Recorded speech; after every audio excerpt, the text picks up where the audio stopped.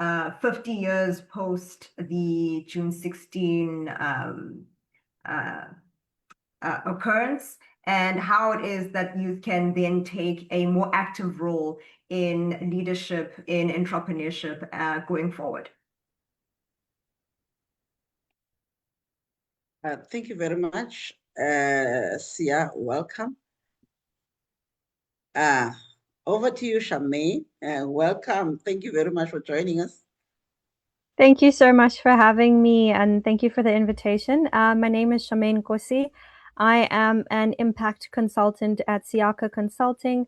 I also am on the sustainability board at the seat of the table. I am also a writer and sustainability advocate, and I'm very passionate about youth entrepreneurship and also climate change and inclusive development across Africa.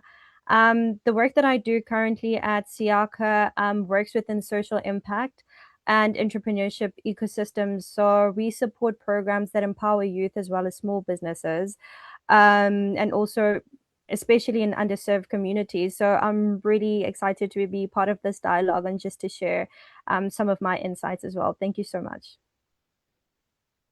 Thank you very much. I would request that my co-host, you assist us in terms of checking as people are coming in, and the speakers, as per our program, announce them as they come. But we'll continue with our two beautiful ladies at this point. I think the first part I would like us to deal with is bridging history with modern action. How can the fierce zeal that defined the 1976 movement of June 16th be rebranded and applied to fighting the structural economic inequalities of today?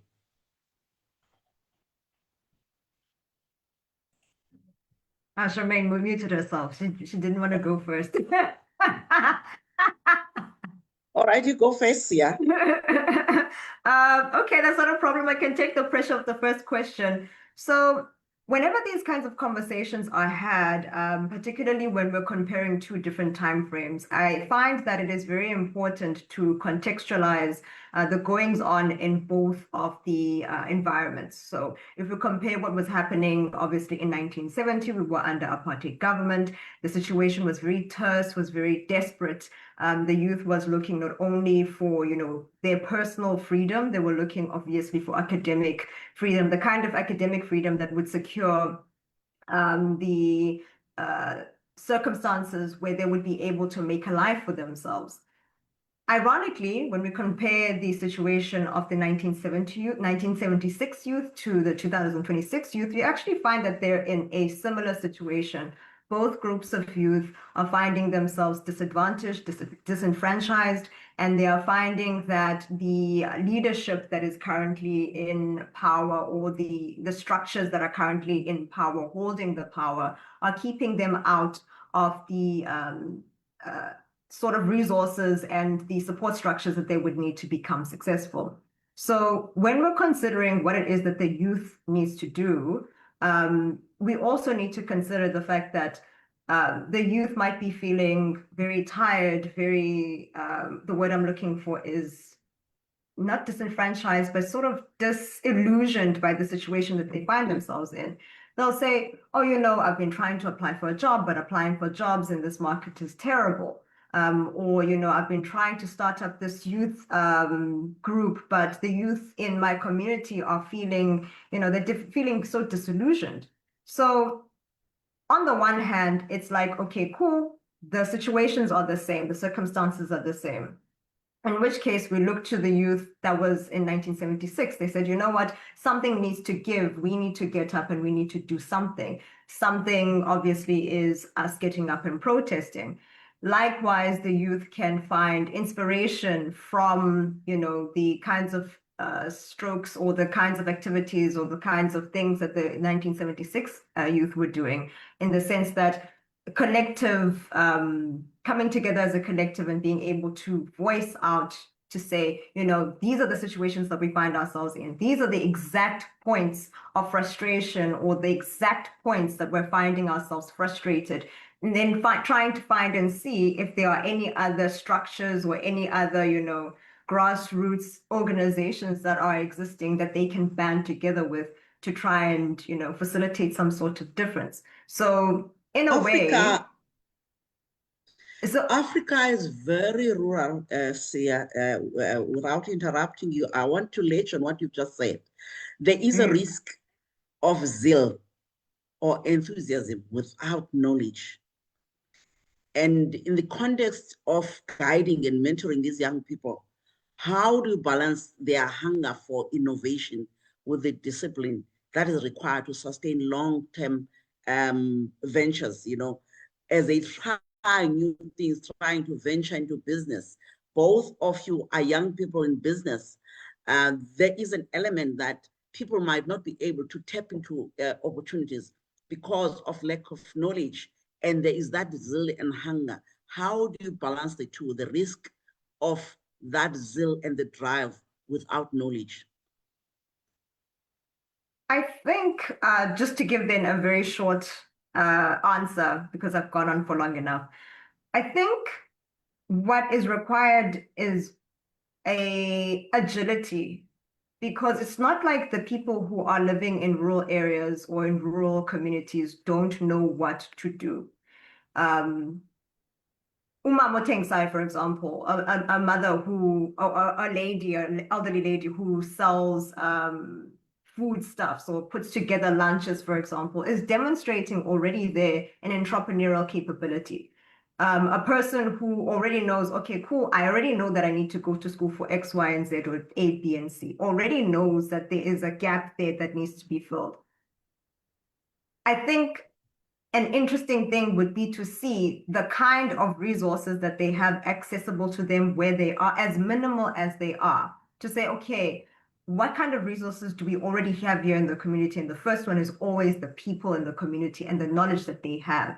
So the first thing that I would invite the youth to do is to tap back into the community, the elders, the people who are slightly older, who are maybe slightly younger, who've got all different sorts of insights or information, and sort of like pull from there to say, okay, what do we know where we are right now? And are there any resources that are around us, either in our community or from, structures that are available, like rural funding schemes, that kind of stuff that we can then pull on to say, how can we can then connect these two things to say, how do we find a way forward from what we currently have, from what we currently know, from what the people around us currently know, and how we might be able to take it forward from there. Okay, thank you very much. Let's come to you, Charmaine. Building on this discussion, how do you shift the youth mindset from being job seekers to being job creators? Yeah, very important question. I think a lot of young people also don't want to take responsibility at times, and that's why they see themselves as job seekers. I've seen this in some of the programs that we run. Young people are hungry, they are zealous, they have, innovative ideas, but a lot of them don't want to be accountable for other people, and they see creating a business as being accountable for other people, which is true, because if you're going to start a business and employ two people, then you need to make sure that at the end of the month they're getting paid, and that's a lot of pressure for young people at times, and those are some of the things that are a barrier to them. But ultimately, I think it's also a lack of education and knowledge at times about the different types of businesses that they could sort of go into. Of course, we know about the ones that are probably nearby to you, whether you're in a township or wherever you are. You might, be selling, like Sia said, food stuff or vegetables on the side of the road. but you have a smartphone and you know about gamification, but you don't know how to apply that into a business. And maybe you have those skills, and that you can then maybe take the money that you're using or you're getting from profit from selling vegetables. You buy a laptop. From buying a laptop, then you're able to then start your IT business, your business at home. So I think thinking from an expansion perspective, from a growth perspective, I think that's lacking at times. Also, it's just because you don't have the exposure. If you don't have exposure, you don't know what you don't know. So I think a lot of young people are lacking that sort of knowledge, and that's why I think it's so important for industries and companies as well to do outreach programs to say these are some of the opportunities or careers that you can go into, and you don't have to have as many resources as you might think. Start with whatever you have, and I think that is the biggest barrier in terms of the knowledge gap. What is it that can be done? Remember, if we talk about that zeal of, of the youth of 1976, they did not wait. They went out there. We have young people now that are sitting with their qualifications and mourning, that there are no jobs, government not doing this and all that. They end up being involved, in non-productive, activities, get themselves into drugs, get them into crime, activities, criminal activities and all that. Yeah. I think from the point of understanding that spirit of 1976, it was a collective effort to say we need to move from point A to point B to change the status quo. I want you to reflect. The two of you are consultants in your own space. Now, I want to take that spirit of unity and zeal and the drive, of mobilizing, themselves, towards a different struggle now of saying, you know what, we need to be active participant in the economy of this continent, in the economy of this country.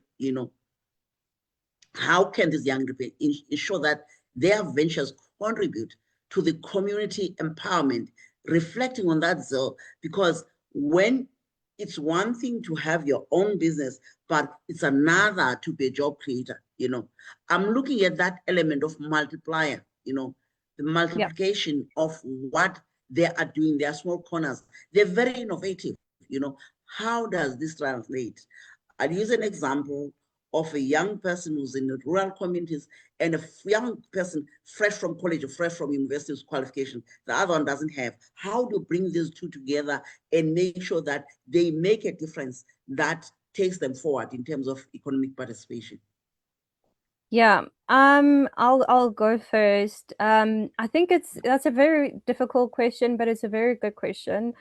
I think one of the things that stuck with me, one of the activists that I know once asked a question saying, where are the young people or the youth caucusing?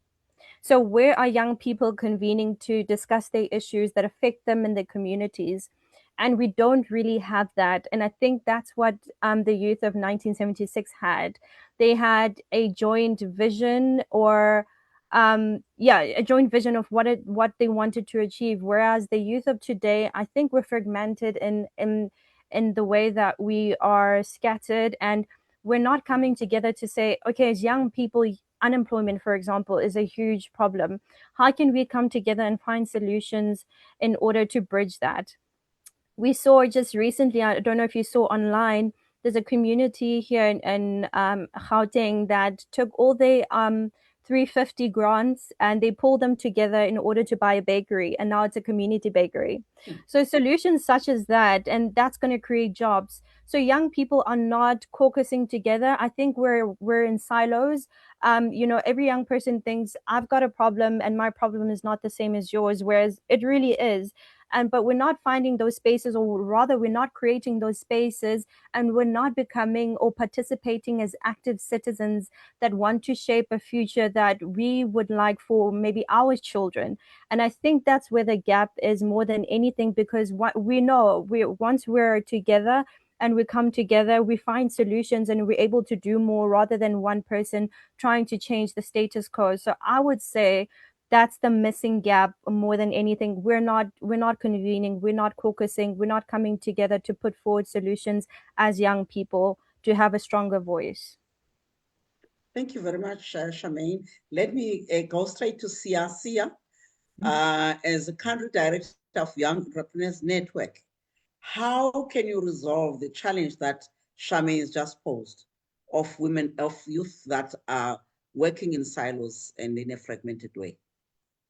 I was actually about to hop right onto Charmaine's point, so I'm very glad that you hopped in with that question. So, judging now from my own expertise as a value creation strategist, the common thread that I always find whenever we're talking about when we're having these conversations where we are across from each other, where we're like, I'm wanting this and my client is wanting this, or I'm wanting this and the other part of the community is wanting this, is that the two people who are sitting at the table, so in this particular example would be one group of youth versus another group of youth. For the sake of example, we'll say the youth that is in the townships versus the youth that are in rural areas versus the youth that are in urban areas. All three of these groups are trying to create some sort of value for themselves in terms of, all three of them are saying, maybe I'm wanting to get jobs, or all three of them are wanting to say, I'm wanting to, start a business, I'm wanting to gain support. But all three of them will have the notion of, we're wanting to change our circumstances. But the problem is that, as Charmaine has mentioned, everybody's operating in silos. In order to pull everybody out of those silos, we need to now have a unified understanding of what we are wanting to gain. So in as much as these three groups will want different things, there is a common thread in all of three of those things, and that is we want to be engaged, or we want to be youth that is engaged in our socio-economic space, right? We want to be contributors to the socio-economic space, either by having jobs, by creating jobs, by being entrepreneurs, but we want to contribute to the socio-economic space. So to pull them out of their silos then would be a matter of having discussions with all three of them, either separately or all together. It might be pertinent to have these three groups go off separately and say, as from the rural community, for example, what is the biggest thing that is affecting us as rural youths? What are the greater majority of the things that we're wanting as rural youths? If I'm a rural youth entrepreneur, for example, what are my biggest issues? If I am a township entrepreneur and I'm having these issues, what are the issues that we have? And you might actually find that in all three of these discussions, there will be areas of overlap. And where there are areas of overlap, there are areas of collaboration and co-creation. And there's collective bargaining that we can then do. So if, for example, the rural community and the township economy and the rural, urban and the township economy are all saying, in as much as there is funding, I have no idea how to access it. I don't know who to go to. I don't know who to talk to. So the commonality there is resources, but the youth don't know where to go. So there, in that instance, the youth, all three of them, can then say, our collective bargaining point here is that we're wanting to get more accessible resources so that regardless of where we are able to know where to go and what to do. Ironically, this has been a thing that has been done. There are hundreds of websites, possibly even thousands of websites, organizations, platforms that are trying to do this. But again, we run into the issue of fragmentation. So in as much as all of these resources are available, one of the other things that needs to happen is there needs to be sort of an aggregation or a pulling together of all of these resources to say, okay, cool, what is one reliable place that we can go to? And that tends to be the government, to say, if we go to the DTIC, which is the Department of Industry and Trade, website. I can go and I can type in youth trade initiatives, for example. I should be able to find it on that website. So there needs to not only be the conversations with the youth themselves need to then establish like a collective agreement or collective conversation of saying these are the most important things that we want to be served on. And then they take this as like as a collective bargaining conversation to then the leadership or the governmental structures in place, which is ironically much like what the youth of 1976 tried to do, except of course the outcome of the march was the outcome of the march. But that's exactly what they did. All of the youth in the area came together, found out what their biggest gripes were, brought that as their conversation topic, and then brought that to the structures that they needed to speak to in order to try and get to solution. So, If they were here today, that is 1976 youth, what economic sphere do you think they would tell this generation of today to pick up first? I'm supposing I'm next. Yes. Yes, I believe that they would encourage young people to focus on education as well as digital skills, entrepreneurship as well as ownership. Because of the economy that we have today, innovation and knowledge are powerful tools. Um, we're seeing a lot of, well, a high unemployment rate in South Africa. Let's use South Africa as an example. It's because the economy is not growing fast enough to absorb all the new laborers that are entering the market. So it means that more people need to start businesses. And so young people need to become entrepreneurs. And we know that not all young people can be, but we need to expose them to that career as a viable path that they can follow. And once you have more information, you're able to, make better choices. And not necessarily that you have to be an entrepreneur. You can also be self-employed. And that means using the skills that you already have to be a consultant, for example, such as Sia and myself. And so once you have that knowledge, you're able to do more. And as we know that digital is the new word. Africa is growing at a fast pace, and it means that with technology, we also have to be in line with industry trends.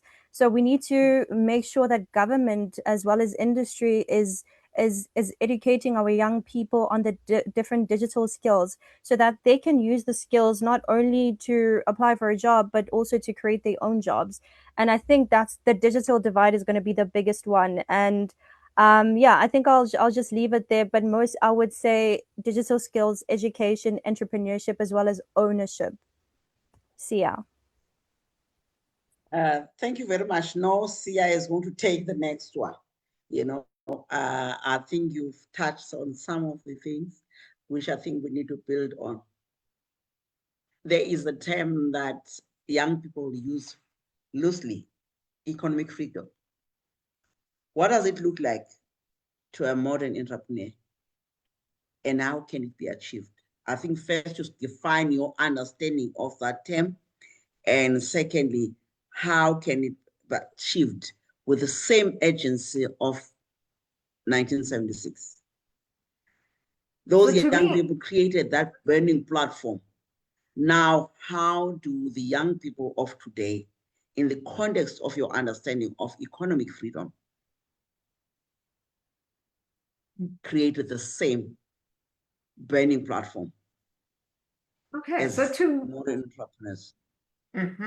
So to me, economic freedom means being able to make whatever decision that you need to do, be it financially or typically it is associated with finances, but it means being able to live your life fully. Be it as an entrepreneur, it means being able to run your business fully without being afraid of it falling in on itself, without needing to think of 20 million backup plans, without needing to fear that your business is now going to fall in on itself. In terms of being an entrepreneur, in terms of being an employee, for example, then it would mean that you would have, for example, job security. More than anything else, it means being able to take on financial decisions, financial responsibilities without fear of perhaps losing that financial stability. In terms of how the youth of today would go about trying to achieve that financial freedom, as Charmaine has mentioned, education is absolutely vital, and not only because of the sort of skills that you will require to become an entrepreneur, to be able to successfully run your business, to be able to grow your business, to be able to, scale your business, but in terms of the skill set that you need to have now as an individual, right? Being able to find the kind of information, the kind of resources that you will require to be able to be a successful entrepreneur. 9 times out of 10, a lot of youth will think that in order to be an entrepreneur, you need to go to school to be an entrepreneur. Not necessarily. It is very much about being able to find what you are able to, what you need, where you are able to find it. So for example, everybody is on TikTok. You can't tell me that there is a single person who is a youth who is between the ages of 16 to 35 who is not on TikTok. TikTok is massive, and literally by typing into the search bar whatever it is that you need, you can actually find the information that you require just by being able to search on TikTok. Not even using a search engine anymore, just using TikTok. So being able to be adaptable in that manner, to be able to find what it is that you need at the moment that you need it. We really need that adaptability, that ability to find the information, even when it's not like very clearly, accessible, right? Because one of the other things that youth will sort of mention is that things are not accessible, things are not, easy to find. And that is true. That's very much true. And that's very much an issue. But nevertheless, that should not stop you from being able to try and find it. An perfect example of this is as part of our work in Yen, we are now currently setting up for the Yen Summit that's happening in June. Certain partners that we needed to find, their information was not immediately accessible online. We had to do so much research to be able to find the people that we needed to speak to. We had to Google in 10 different ways to be able to find the information that we need. So being an entrepreneur then would require you to have that sort of dogged determination to find the things that you need to find. It's unfortunate that this is the circumstances that we find ourselves in the sense that this information is not immediately like one tap away, but most of the time this kind of information is not. So in order to be able to succeed and to be able to thrive and to be able to honor the efforts of the 1976 youth, we need to be as scrappy as they were. We need to be as dogged as they were. We need to be as determined to get the things that we need in order to be able to succeed that they were. And that 9 times out of 10 means, finding the information wherever it may be with whatever resources that we have on hand, be it online, people, searching on Google, searching on TikTok, searching on social media, talking to your friends, talking to your teachers, talking to people who are in all sorts of different environments. So yeah, I think that's exactly what is required, a doggedness, a determination to get what you need wherever it may be. I think you've answered the question I was going to ask, which talks to the resilience and the legacy of 1976 young people, of how technology and innovation can be utilized to demonstrate the same zeal, for economic transformation. But I want to ask the question differently, again, from collective action, how the lessons of their resilience and collective action can be used to navigate the challenges of the modern economy today, economic landscape today, by the young people. The same lessons of resilience and collective action. I think it's building on your question. You've answered part of the question, but I want both of you actually, if you want to come in, Charmaine, you can come in first, and then we wrap up and move to the element of talking specifically to Yen. Be ready, Sia, on that one before we allow people to come in.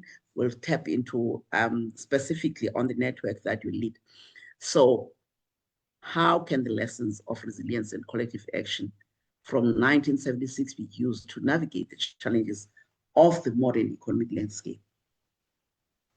I think the lessons that can be used from the youth of 1976 is resilience, unity, and also courage in difficult circumstances. I think those same values are needed today for young people. We need to collaborate, we need to innovate, and we still need to overcome economic challenges together. So I think it goes back to being unified in the voice, in one voice, to say what are the main problems that are facing young people?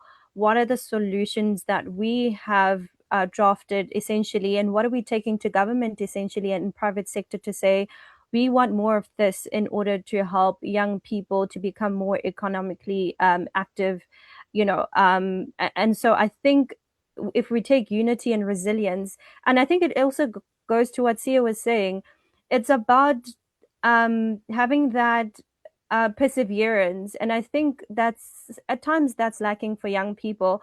It's going against all odds. It's saying, okay, I didn't find this person's information on this website, but I'm sure they are on LinkedIn. I'm sure they are on Facebook. I will find it. I will go and find it, instead of saying, oh well, it's not there, and then you just give up. And I think it's that mentality of resilience, of perseverance, and also knowing what you're trying to achieve. And I think what fuels you is knowing what your purpose is. Why did you start in the first place? And once you have a clear goal in sight of what you're trying to achieve, you won't stop until you do achieve it. So I think we need unity and courage, and also resilience. I think those are the key ones. I'll hand over to Sia. Absolutely 100% agree with all of that. It's actually an interesting conversation that's being held online in terms of saying individualist thinking and individualist action is not working any longer. People are feeling lonely. People are feeling separated from each other, and they're feeling much more hopeless about the circumstances that they find themselves in. So to the point of collectivist action, just the act of finding other young entrepreneurs who are young entrepreneurs just like you, who might not necessarily even be in the same sort of sector as you. And whilst the sort of way of thinking is to see these people as your competitors, or to see these other youths as competitors, not necessarily.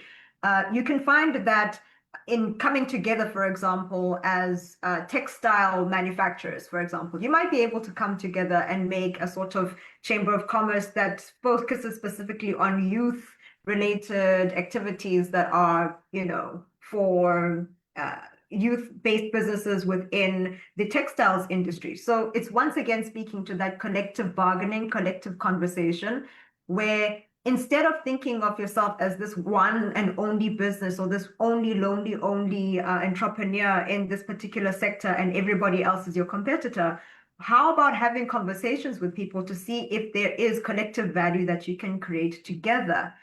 Instead of, trying to see each other as competitors, you might be able to come together and be able to make more of a noise, or make more of an impact to government organizations, to government structures, to corporate institutions, to say, it's not just me who's saying this, it is me and 10 others, 20 others who are in the same sort of boat as me, and this is what we are looking for together. So absolutely, the resilience and the ability to be able to come together and speak as one voice, essentially. Thank you very much. I see Raymond just joined us. I think it's an issue of time, but welcome. Whilst we allow him to settle, I will allow you, Sia, just 10 minutes to tell us how young people can be part of YEN. Wonderful. Thank you. What YEN is all about. Excellent. So YEN is the Young Entrepreneurs Network, which is, as I mentioned, an affiliate of Africa for Africa Women. As an organization or as a structure, we see to youth entrepreneurship specifically here in South Africa, but across the continent as a whole. Our mandate is to catalyze youth entrepreneurship, to try and get those youth entrepreneurs that might be sitting there, sitting sort of isolated, to be able to come and find community first and foremost, to be able to access that collective bargaining, to be able to access the collectivist resources. That's essentially what we're all about. Our areas of focus, we've got 9 areas of focus, which if I'm not going to lie to you and try to recite them from my head, I will instead be reading them off of our policy document. Let's get here. Excellent. So essentially, our vision is to achieve economic freedom for youth in Africa by instilling a culture of excellence and entrepreneurship within the youth. So if you are a youth entrepreneur or you're thinking to get into youth entrepreneurship, YEN is absolutely the organization that you would need to get to be a part of. Our entire mission is to execute our youth decade of plan of action, which is ensuring that we've got education and skills development for young entrepreneurs across the continent, making sure that we are leading in terms of youth entrepreneurship and youth employment, ensuring that we are supporting governance, peace, and security for youths and young people, supporting youth health and sexual, reproductive, and health rights, and also supporting agriculture, climate change, and the environment. We've got 9 areas of focus, so your business can fall into any one of these 9 sectors, which is women, youth, and youth in leadership, coaching, and mentorship. The rural economy, agriculture, and food security, which is becoming extremely pertinent, especially now as Africa starts to make its way into being a global superpower with all of these economic changes that are currently happening. The oceans economy, which has long since been an underutilized economic sector. Energy, mining, and climate change. Textile, fashion, and beauty, which is something that is coming up, especially on the African continent. Gender-based violence, women and child safety, peace, and security, because we cannot have economic freedom if we do not have safety and security for women and children. STEM, AI, and innovation, because that is where the future is headed. Arts and crafts, culture, tourism, and hospitality, because we cannot forget the arts, we cannot forget our culture, because Africa is all about that. And finally, finance, trade, promotion, and wealth creation, with a specific focus on AfCFTA, which is becoming a very pertinent area of focus as Africa is now starting to get itself together in terms of becoming a economic superpower. So how it is that you can join us is we will be sharing, of course, the link to be able to join YEN. Membership is free for youth entrepreneurs between ages 16 to 35. You can join us whether you have a business that is existing or you have just a business plan. And in terms of the benefits that you have access to, you will be able to access the events that we will have planned, both locally in terms of your local districts, provincially and nationally.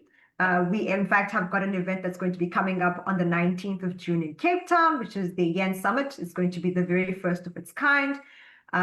You will be able to have access, of course, to information about these events. You will be able to have access to any sort of mentorship programs that we're going to be running, any sort of projects that we'll be able to run in your area.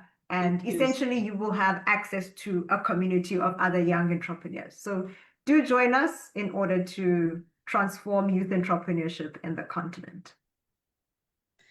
Thank you very much. Thank you very much, Sia. I'm sure we'll allow time for questions. I want to get to Raymond. Hi, Raymond. Welcome. Please introduce yourself. You can open your video and unmute, then you can join us. Introduce yourself.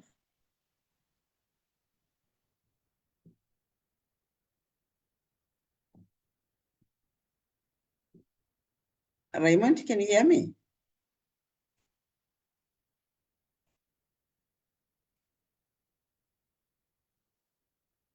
Please unmute.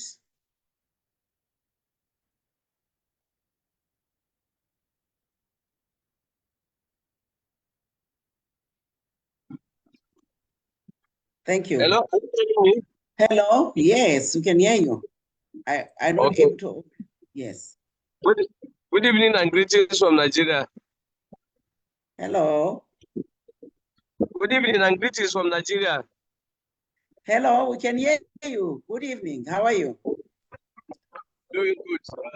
Somehow, my divine plans, I'm supposed to be stable in Abuja now, but there was flight cancellation this morning, and I have to pick up something by road. I'm on the road now, but at least I'm hearing. Oh, your I had network it. is very bad. I'm not able to stop somewhere to be able to, at least we can hear you just 5 minutes.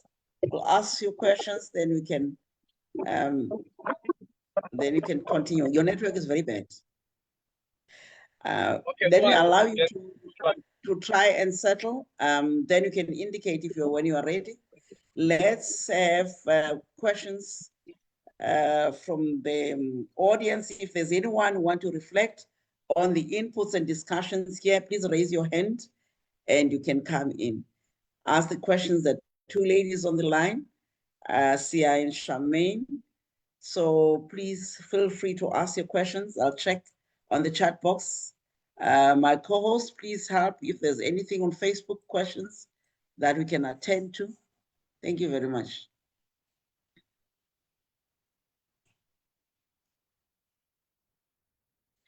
Anyone wants to come in and reflect on these discussions?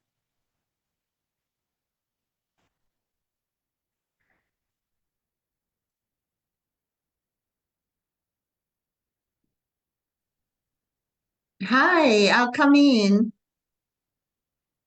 Yes, please, go ahead.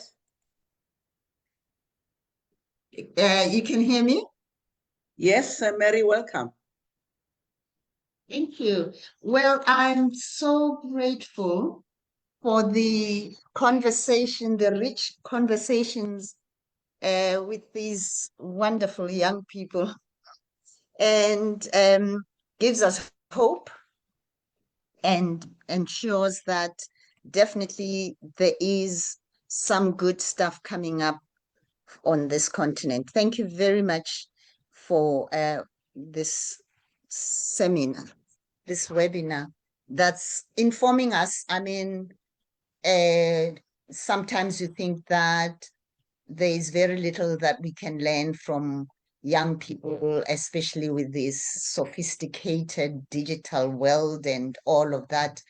But I love the way that they have put things in perspective and also just enabling us to recognize that it's not all talk, but it's actually nicely and well grounded. There is, and they have emphasized what I have loved so much, the issue of various principles and values that applied in 76 that still apply now, but maybe should be played out in ways that are relevant to today's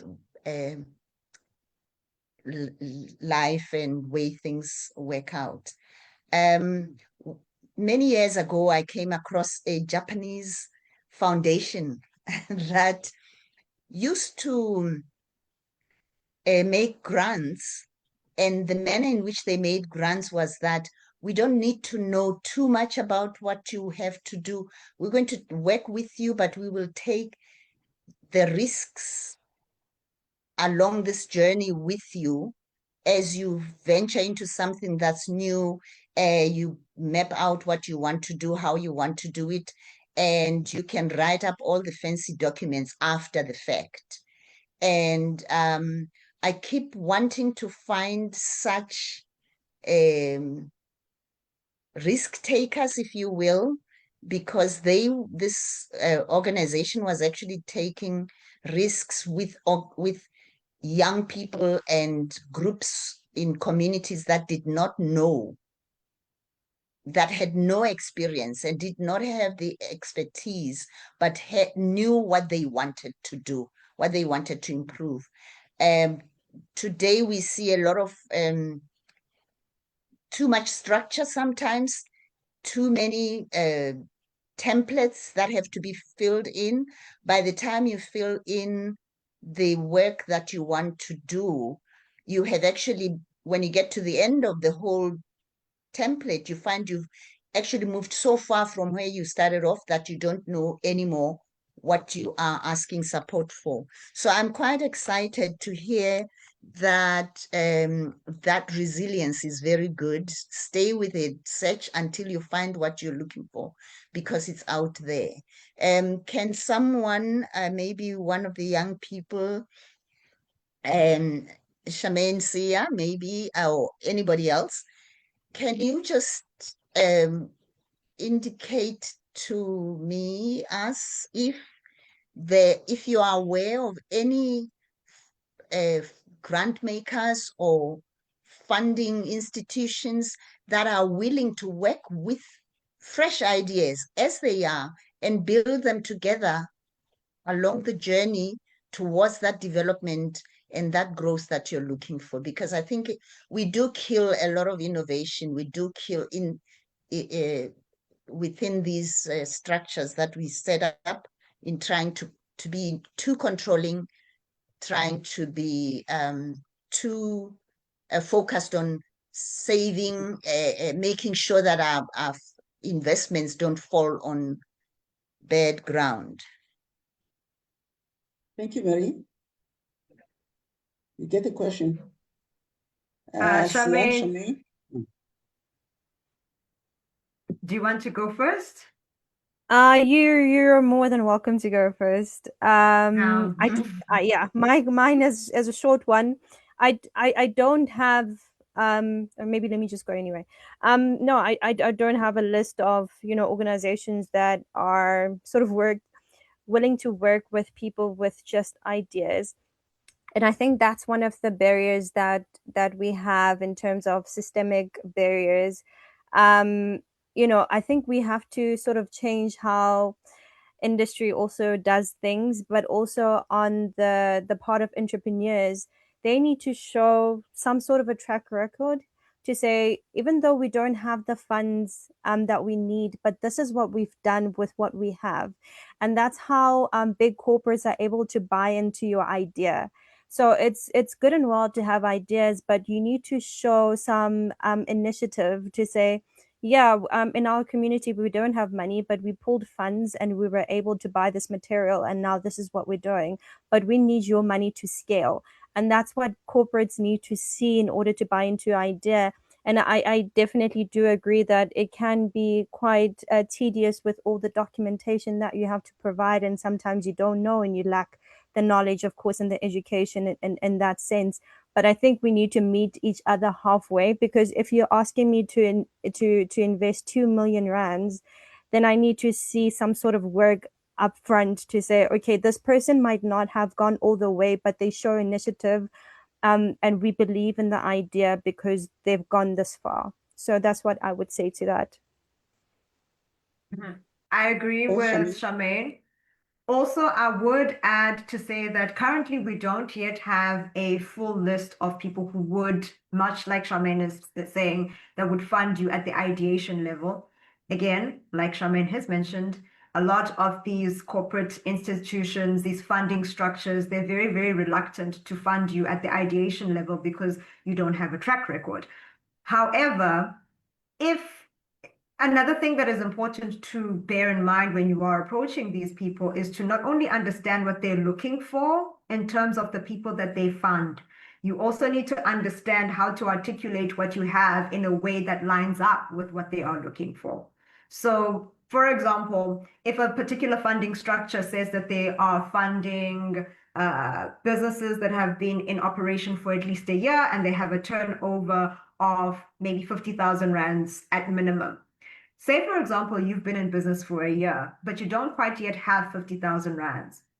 How would you then be able to demonstrate to that funder that, like, listen, or rather, when they are saying that they are looking for a person that has been in business for a year and they're looking for someone who has a turnover of 50,000 rands, that combination of the two things is saying something to them. It's an indicator of the value that they're wanting to gain from there, right?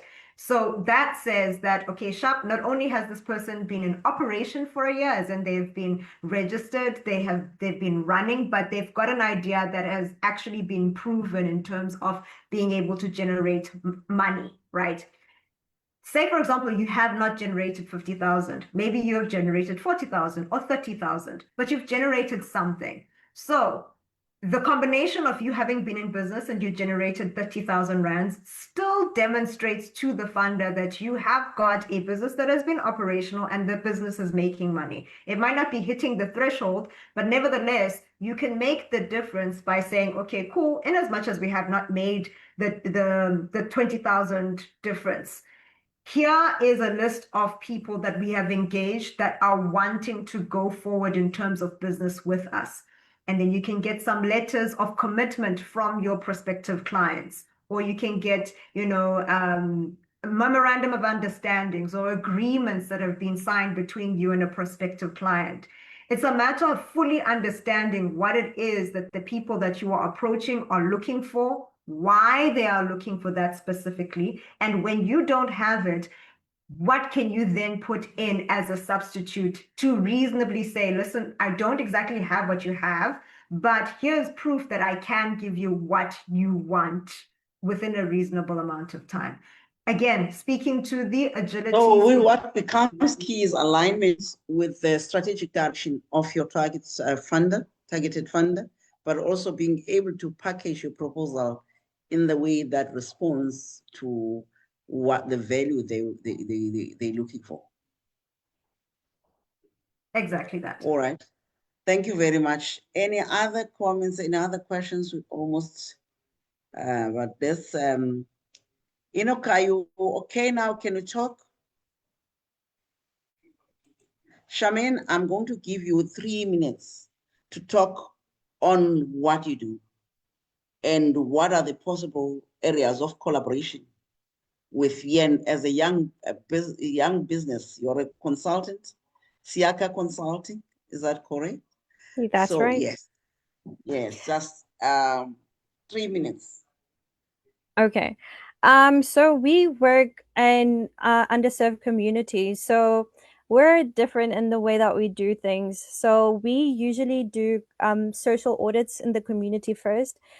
So we actually do sort of like a census and go door to door to find out what the community needs, what are some of the gaps.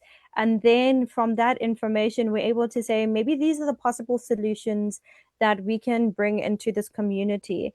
And so then after getting the data, we then do the stakeholder engagement with community leaders, traditional authorities to say, this is the data that we've collected in your community. Perhaps you guys need a hospital or you need skills development.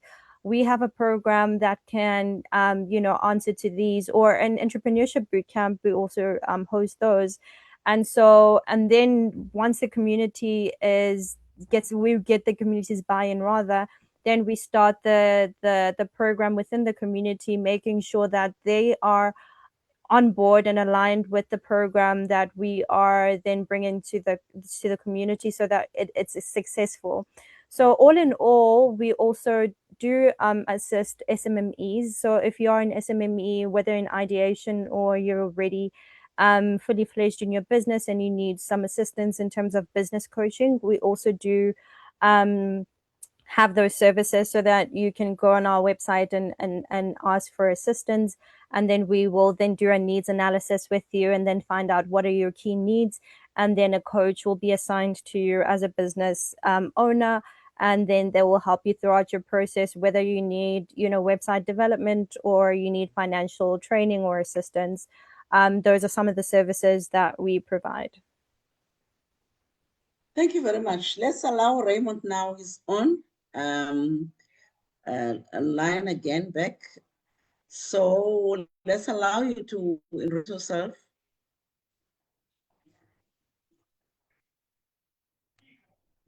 Raymond, are you ready? I don't think I he's think he's, here. yeah, I think he was driving and he got cut off. No, he's here. He's back.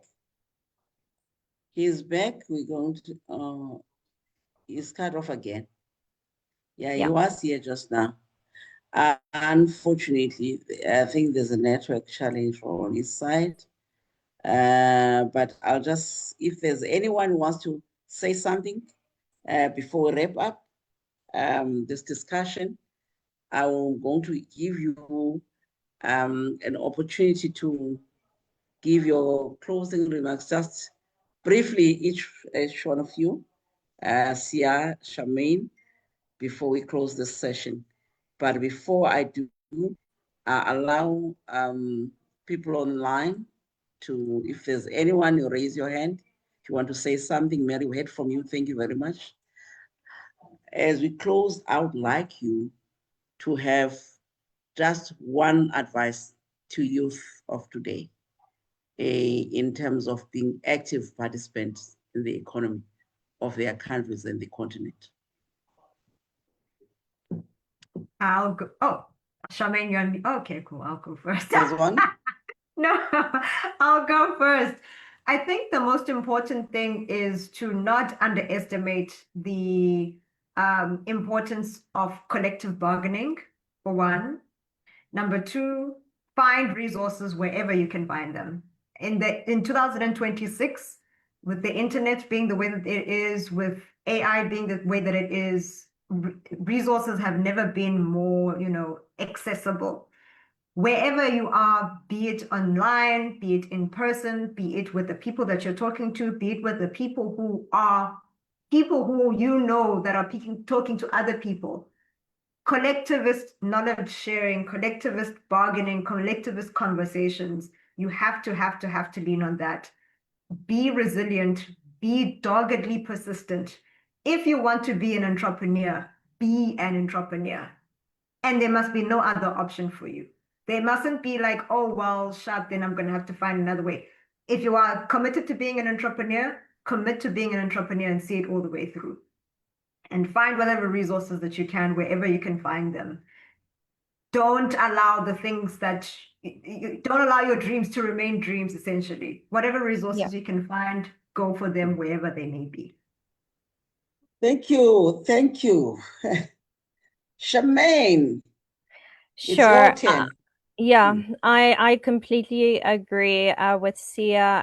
I think what I would add to that is just again to encourage young people to persevere even when the journey feels uncertain, because in life it's always uncertain. No matter which career you're in, it's always uncertain. I think also most important as well is to stay curious about the world around you and about the communities that you come from, because innovation also begins when you pay attention to the environment you're in, the needs, the struggles, and the opportunities that revolve or are around us. So ask the questions, seek the knowledge, collaborate with others, be curious about policy, be curious about government. um, I know there's a couple of laws that are coming out that the government wants to gazette, and they want public opinion. Know about such things and be an active citizen, and not just wait for opportunities to come to you, because they won't. But if you go out there and be innovative and initiate and be persevere or persevere to reach your goals, then you will get somewhere in life, because there's nothing is easy in life. But if you are resilient and you know what you want to achieve, you can achieve anything that you believe. That's what I would say. Stay curious. Thank you. Thank you very much, Charmaine. Raymond is back. Your turn, Raymond. Just summarize. We only have 5 minutes before close. We can go up to 15. Yeah, thank you very much. Let's allow you. You said you want to comment on something. I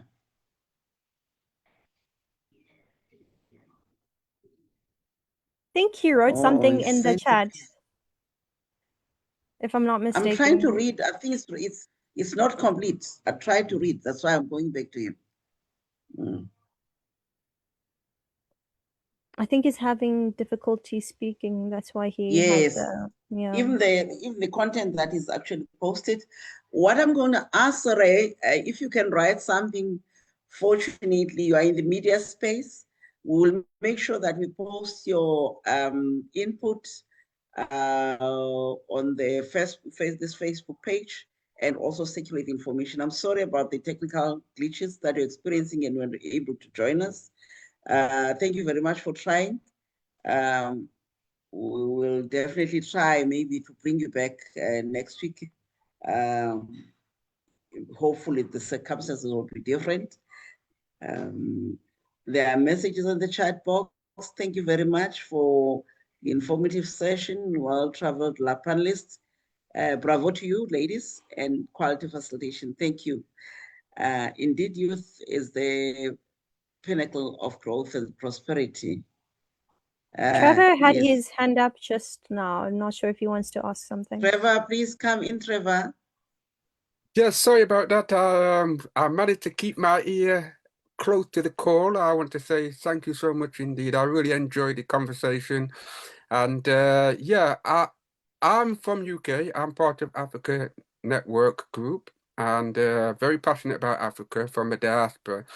And my passion is young people, very much young people. I'm part of a young people's project in Namibia right now, and I should be over there next month to raise funds for the school in Namibia.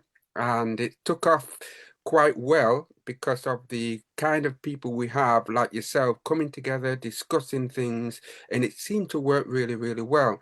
So my question is to the ladies is, we need to have more discussions like this on a wider scale for the benefit of our young people. Because voices are very powerful. If we don't use them, nobody's going to know who we are, where we are, what we're doing. And young people on the continent, I'm telling you, I can tell everybody in UK, young people's entrepreneurship is so high compared to young people in UK. And that is an opportunity we can use to neutralize it in a way to get them to believe you don't have to keep asking for handouts.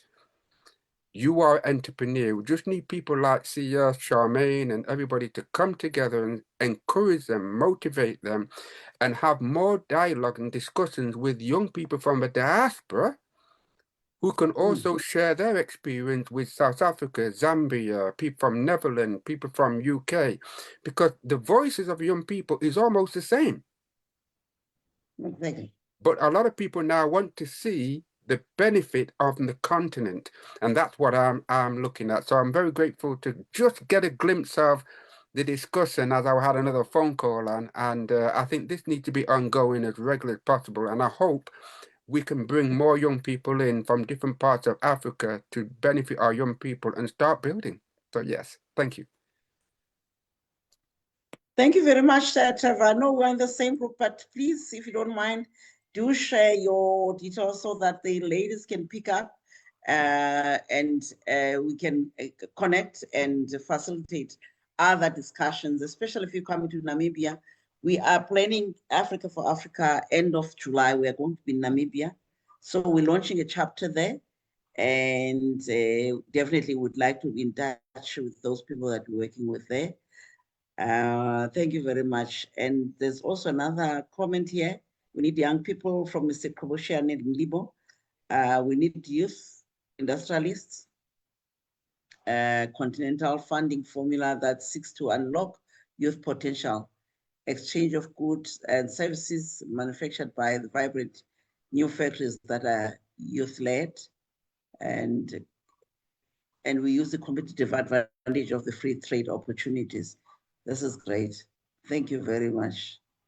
So it's from Eastern Cape, South Africa, parliamentarian. Thank you very much, Mtungwa. Tim Ngosi, say thanks for the breath of fresh air. Thank you very much, Tim Ngosi. There's the contact details of Trevor, which will definitely be in touch, Trevor, because we are working across the continent. Sia did not mention we are going to be in Ethiopia launching at the University of Gonda we live in South Africa on the 23rd, to be there on the 24th. Will be received by our ambassador there and move together. She's going to join us in the launch in Gonda, University of Gonda, where we're launching the Young Entrepreneurs Network and Africa for Africa chapter in the country. But the program itself is going to be in the university. Dr. Maskana was on the line. I think he got disconnected as well. So we really are connecting the continent, and we'll make sure that these discussions will continue and we connect our continent to the diaspora. Thank you very much. And I must really also appreciate your inputs. You've been very vibrant. Thank you very much, Charmaine. And Sia, thank you very much. This day was meant for you. It's supposed to be 5, and our other panelists, I think they had some challenges we've seen from Mr. Enoch. So thank you so very much. We will be in touch. We need to build a bigger circle and push with the zeal and enthusiasm of the young people of 1976, and make sure that there is a new agenda that we're mapping for the transformation of our continent, that Africa can be self-sustainable. We can, as young people, we need to own this economy of our country and make sure you come with innovative ideas and creativity to make things better for everyone. Thank you so very much. And this session is adjourned.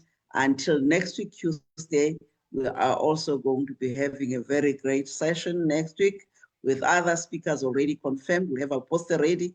Within the next 3 days, it will be circulated. And hopefully we'll bring some of the speakers who could not connect today as well.